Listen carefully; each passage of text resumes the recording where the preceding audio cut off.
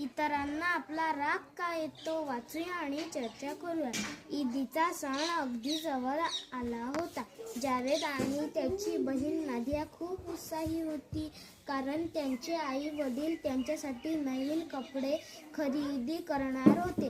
सायंकाळी ते आई वडिलांबरोबर कापड बाजारात गेले. निळ्या कुर्त्याकडे बोट दाखवत जावेद ओरडला, मला तो कुर्ता पाहिजे. त्याला खूप चकचकीत सोनेरी बटणे आहेत. आईने किंमत पाहिली आणि म्हणाली, जावेद हा कुर्ता खूप महाग आहे, दुसरा बघ. तो मात्र ऐकायला तयार नव्हता. मला हाच कुर्ता हवा आहे, तो ओरडून म्हणाला. मला दुसरा कुर्ता नकोच आहे. वडील म्हणाले, जावेद तुला एवढं रागवायची गरज नाही, जरा शांत हो.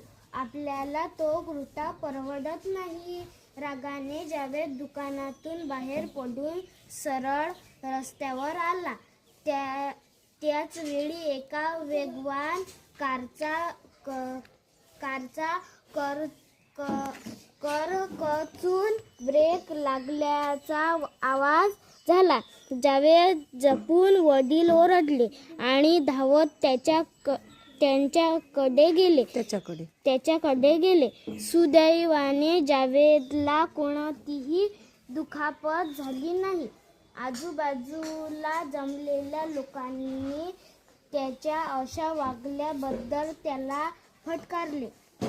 घाबरलेला जावेद वडिलांबरोबर दुकानात परत आला. त्याची आई त्याला म्हणाली, नशीब तुझे की गाडीने तुला धडक दिली नाही. आता रडणं थांबव आणि नीट वाग.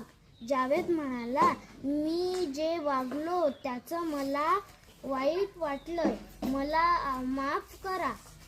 जावेदच्या आईने त्याला जवळ घेतलं आणि म्हणाली, गुणी बाळ माझं, चल आपण तुझ्यासाठी आणि नादियासाठी छान कपडे बघूया. व्हेरी गुड, खूपच छान बाळा.